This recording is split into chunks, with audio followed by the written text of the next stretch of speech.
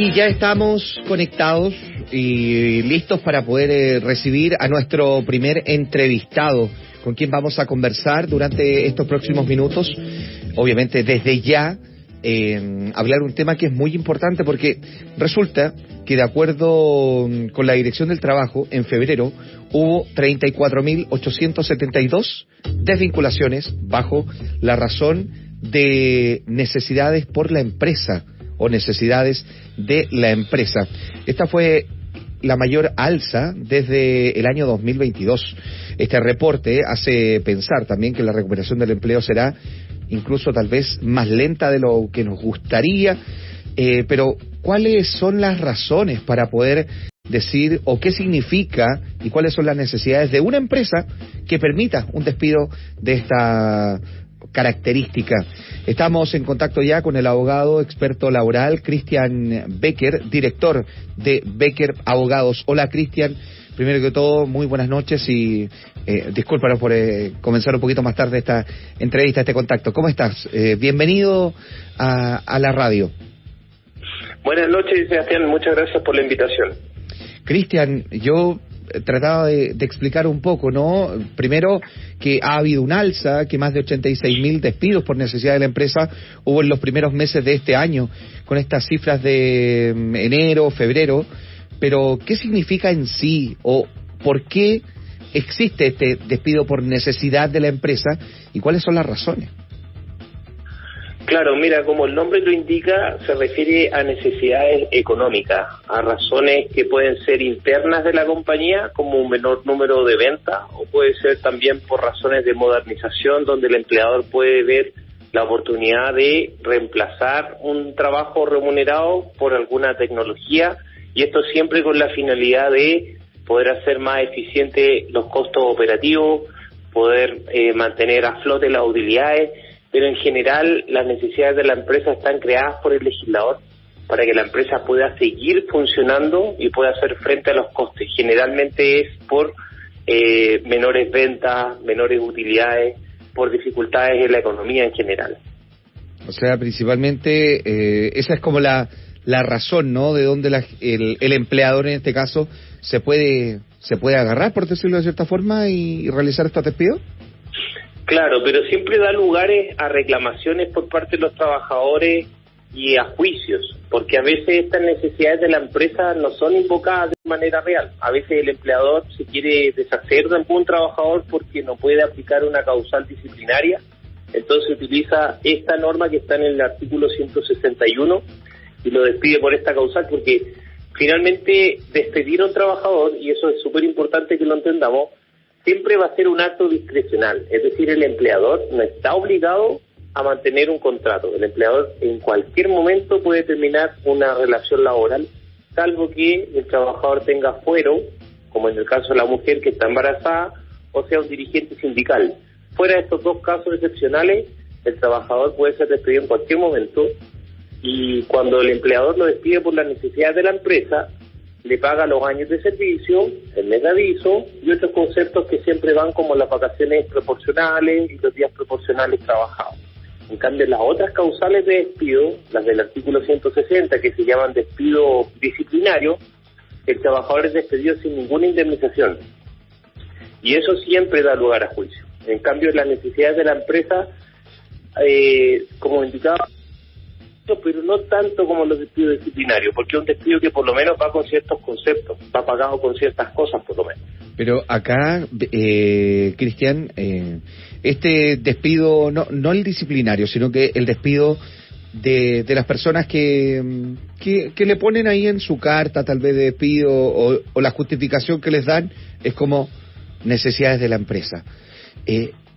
Y sabemos también que muchas veces hay trabajadores que tal vez conversan con el sindicato o quedan ahí esperando que la empresa no vuelva a contratar a una persona en esa misma función, porque ahí significaría, ¿no?, que tal vez no era una necesidad de la empresa o la empresa tiene una excusa para decir, ¿sabes qué? Volvimos a revisar el presupuesto y ahora resulta que sí tenemos que contratar a una persona y es por eso que nos reincorporamos a quien echamos, pero sí contratamos a otra persona. ¿Eso se puede ¿No se puede o normalmente por esa razón también hay un juicio por parte de las personas? Claro, esa situación que tú describes es muy típica, porque la persona una vez que es despedida encuentra después en Internet la oferta laboral de su mismo puesto. Y esa es una gran prueba, es una evidencia que tiene el trabajador para poder demandar y decir que el juicio, más bien el despido, fue injustificado. Y en ese caso, el juez lo que va a hacer es condenar a la empresa a pagar un recargo del 30% sobre los años de servicio. Entonces, es la sanción que tiene el empleador cuando invoca falsamente la necesidad de la empresa. Pero no es una sanción tan grave, porque al final va a tener que pagar solamente un 30% de los años de servicio, lo cual ya le había pagado los años de servicio más el mes de aviso. A veces esa sanción termina siendo nada, porque si el trabajador no tiene antigüedad, no hay recargo legal que aplicar porque no hay años de servicio. Pero en otras ocasiones sí puede ser una suma considerable cuando el trabajador llevaba una gran antigüedad, por ejemplo, 11 años de servicio. Entonces ahí, claro, el recargo vendría siendo como 3, 4 años de recargo, o sea, 3, 4 sueldos brutos adicionales a la indemnización que ya se le entregó por haberlo invocado falsamente. Ah, ya, por haberlo invocado falsamente. Claro, y es muy típico eso. ¿Y qué es un despido injustificado? ¿Cómo se denuncia esto? Mira, un despido injustificado uno lo puede constatar fácilmente cuando ve la carta de despido y el empleador invoca causales genéricas. Por ejemplo, dice, la economía está difícil y las ventas han estado bajas. Ese tipo de explicaciones para el juez laboral son injustificadas, porque tienen que ser causales que sean específicas. Es decir, las ventas del año pasado en el sector o departamento donde usted se desempeñaba, en relación al año anterior, tuvieron una baja de un 20-80% y explicar contablemente en la carta de despido cómo es que las ventas son más bajas. Por lo tanto, estas causales genéricas, como que la economía está más difícil o las ventas están más bajas, no son aceptadas y dan lugar a un despido injustificado. Ahora, tu pregunta, ¿cómo se puede reclamar? Lo primero es que el trabajador no debe firmar el finiquito, pero si necesita el dinero que ofrece el finiquito, lo cual es una situación entendible, puede hacerlo, puede firmarlo, pero con una reserva de derechos. Porque esa reserva lo que hace es permitirle cobrar el finiquito que está de su disposición en notaría, pero al mismo tiempo guardar su derecho a demandar posteriormente. Y debe hacerlo en un plazo de 60 días hábiles como máximo. Es un plazo muy breve que tiene el trabajador. Entonces, lo más importante es que acuda a un abogado laboral experto para que lo pueda orientar dentro de este plazo tan breve, y si llega a firmar el finiquito, que lo haga con una reserva de derechos bajo los términos que le va a indicar un abogado laboral. En ese caso, tú me dices no firmar esa carta de despido. Mira, la carta de despido da igual si el trabajador la firma o no. El finiquito es el instrumento importante. La carta de despido es solamente una comunicación de la causal y da igual si el trabajador la firma o no. Es solamente un acto de comunicación. En cambio, el finiquito es lo que extingue las acciones y derechos entre el empleador y el trabajador. Tiene dos opciones. La puede dejar sin firmar y directamente demandar dentro del plazo de 60 días desde que fue despedido, o bien la puede firmar pero anotando una reserva de derechos. Y la reserva de derechos es un párrafo breve donde el trabajador básicamente dice: me reservo mi derecho a demandar por despido injustificado, nulidad del despido, prestaciones laborales, y una frase de ese estilo que el abogado debe aconsejar específicamente, porque la reserva, al igual que la carta, tiene que ser específico. Ya. O sea, ahí la persona tiene que escribir esto, digamos, pero tampoco le pueden impedir a él que escriba eso, ¿no? Claro, antiguamente los notarios impedían que los trabajadores anotaran reservas, pero la Corte Suprema, hace más de 5 años, estableció, incluso dio una ordenanza a todas las notarías de Chile, que no impidan a los trabajadores anotar sus reservas. Entonces ahora, en la práctica, las notarías siempre permiten que el trabajador anote la reserva. Y es importante que lo anoten en cada una de las 3 copias del finiquito, porque se entregan 3 copias en notaría. Entonces en cada una debe anotar el mismo párrafo: me reservo mi derecho a demandar por despido injustificado. Eso en el notario, pero cuando a ti te despiden, digamos... es que esto tú me dices en el finiquito, ¿no? Eso te lo entregan en notaría. Exactamente. La carta te la entregan en la empresa. Claro, pero cuando te dicen, ¿sabes carta... qué? Hasta acá llegamos, no eres tú, soy yo, la economía, Claro. Como ese típico resumen que te hacen, ¿no? Esa conversación en recursos humanos, que muchas veces es verbal, da igual. La carta que te envían al domicilio, da igual, porque la carta es la comunicación. El instrumento verdaderamente importante donde los trabajadores deben tener mucho cuidado es con el finiquito. Perfecto. Mira, ese es el dato que tiene que tener la gente en cuenta. Así es. Me pregunta por acá José, de Antofagasta, disculpa, pero quiero aprovechar de hacerte la pregunta, ¿no? Me dice, ¿se puede despedir por medio de una llamada telefónica? No, porque el Código del Trabajo establece que el acto de comunicación del despido tiene que ser escrito en una carta que tiene que ser enviada. El empleador tiene varias obligaciones. Tiene que ser enviada al domicilio del trabajador especificado en su contrato laboral y una copia de la dirección del trabajo. Y el empleador debe guardar un certificado de Correos de Chile de haber enviado esa carta al domicilio. Ahora bien, que son estas cartas certificadas. Claro. Ahora bien, los trabajadores a veces cambian su domicilio. Eso es normal. Pero si tú, como trabajador, cambias tu domicilio, debes informarlo a la empresa para que se haga un anexo de contrato señalando tu nuevo domicilio. Porque si tú cambias de domicilio, te va a llegar la carta al antiguo domicilio y tú vas a quedar válidamente notificado. Ah, de todas formas va a quedar notificado. Claro, porque lo que manda es el domicilio en el contrato. Ah, perfecto, mira. Y eso es deber del trabajador informarlo. Eso también es súper importante tener en cuenta esto, ¿no? Poder... cada cosa que aparece en el contrato que uno firmó al momento de llegar, lo que dices tú, es cierto, uy, me cambié de casa. Claro, avisar los recursos humanos. Así es. Oye, Cristian, estamos conversando con Cristian Becker, abogado experto laboral, director de Becker Abogados, respecto a esta noticia que apareció hace 2 días aproximadamente de el alza de los despidos por necesidades de la empresa, lo que significa, lo que conlleva.